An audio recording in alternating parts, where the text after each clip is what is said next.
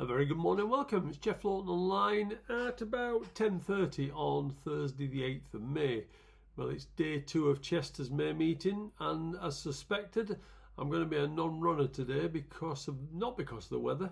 I just think the racing is a lot more competitive today. It looked easy pickings yesterday with all the good things having favourable draws, but today looks much more difficult, so I'm happy to stay in the office and plan the weekend. There's still a fair chance I may go to Ascot for Friday and Saturday once I see the final decks.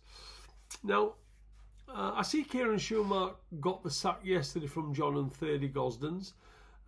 He was always a good jockey, but never a top jockey in my opinion.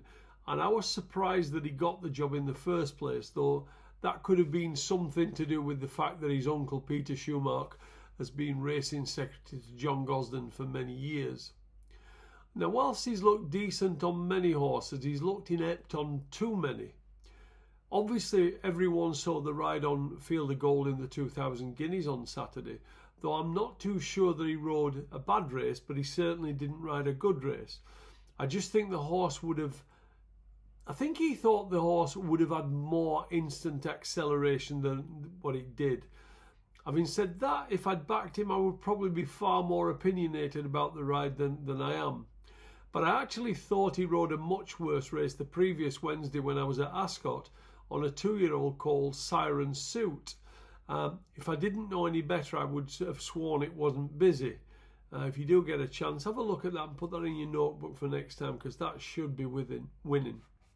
But it was always going to be difficult following Frankie. So who replaces Kieran Schumacher now?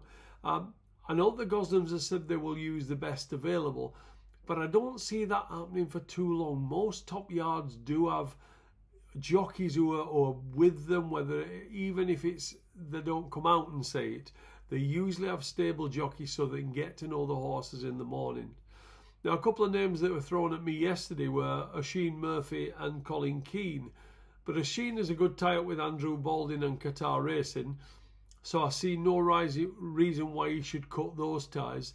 And Colin Keane has had plenty of chances to move over here before, the offer of good jobs, and he always said he was happy in Ireland. He's also engaged to Ger Lyon's daughter, who he's stable jockey for. So the obvious one for me would be Billy Loughnane, who will be the next big name in this game. Right, before we start on today's racing, let's hit the subscribe button below so you get notified when I put the videos up. I say it's 11 AM, but sometimes, like today, I'm early, sometimes I'm late, sometimes I don't even get the chance to put one up at all. So smash that button below and you'll receive a notification when I put the video up. I always tell you that this is not a tipping channel, and I do try and give you some insight into things like the draw factor like yesterday. Now, I know I'm teaching some people how to suck eggs, but there are many novice punters on here who still do need to learn the basics.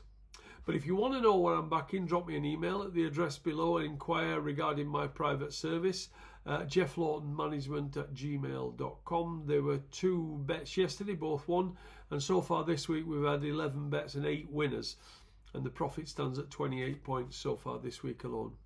Now, if you're new to the channel, you're looking at the numbers, many are, you're more than welcome. My name is Jeff Laughton. I've been a pro punter for over 30 years. So I'm going to start and look at Chester for you. Firstly, I'll say that as a professional punter, I don't like betting at Chester. There are far too many hard luck stories for my liking. But in the 235, the D Stakes, another Derby trial, Aidan O'Brien runs Mount Kilimanjaro, and at the end of last season he was a very good second in a Group 1 race in France behind his unbeaten stablemate Twain. But he blotted his copybook on seasonal reappearance at Dundalk. I don't know what to make of that run, but I know Aidan's can improve drastically from run 1 to run 2, and if he hadn't run badly there he would have probably been 2s on here. This, after all, is only a listed race and he has Group 1 form, so I'm also told he's improved plenty, and that should be good enough. His main opposition is the Wood Ditton winner High Stock. The Wood Ditton is a race restricted to 3-year-olds who have never run before, and you never know for a couple of months whether the race is any good or not. Well, so far for me, it looks a poor standard, and I think that Mount Kilimanjaro should be winning. Aidan's won this race 7 times in the last 7 years, and he knows what it takes to win this. In the 305, the Ormond Stakes, this looks like a 2-horse race between the Irish pair. Aidan O'Brien runs Illinois, who was second in last year's St. Leger, and Willie Mullins runs Absurd, who was beaten 2 lengths in last year's Melbourne Gold Cup. Illinois returns after 215 days, and Absurd has had 2 recent runs over hurdles. The answer to the puzzle is I don't know. They're both trained by geniuses, and I've no doubts the winner will come from one of those two, but I haven't had a bet and I'm unlikely to. In the 340, the handicap, I do like El Burhan, who was progressive as a 2-year-old, and he has the 1 draw here. But even as a 2-year-old, I thought he was crying out for a mile then, and if he doesn't have any early speed today, he could get all locked up from that draw. Sex on Fire won well at Haydock recently, but I didn't think that quite justified a £7 rise. And until God of War fluffed his lines on heavy ground in a Group 3 last year, he looked most progressive. And again, I'm confused, but this is a race where plenty of winners will come out of, so I'm happy to watch and learn. In the 4:45, on the face of it, it looks a competitive race, but there's probably a fair bit of dead wood here. Both Way of Stars and Kurudu King caught the eye last time, but neither strike me as the winner. The one that does is Lady Vivian of Rafe Beckett's. Now, on second start, she was second to a nice horse of Charlie Appleby's called Tribal Act, before going off at prohibitive odds of 100 to 30 on when she broke a maiden at Southwell. The horse she beat that day was a horse called Caspi Star, who then went on to win her maiden by 5 lengths. So the handicapper has handicapped her on that form and the form around it. What he couldn't take into consideration was that Caspi Star ran in the Cheshire Oaks yesterday and was a stain on third and running to a mark of about 88.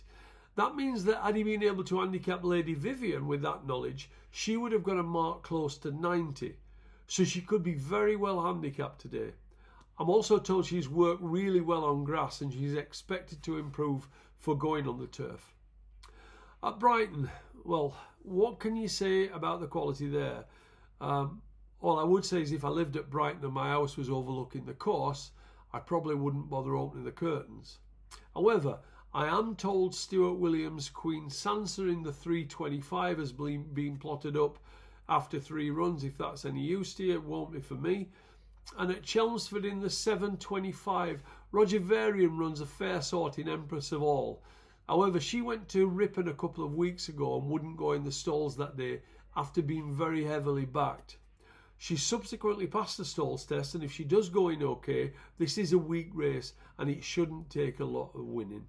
So I'm going to leave it there for now. I'll leave that for today. Remember to hit that subscribe button so you're not waiting around if I don't do a video, if I do a late one. And if you're interested in my private service, drop me an email at the address below, jefflaughtonmanagement@gmail.com. Many thanks for dropping by, and I'll speak to you hopefully tomorrow. Thank you.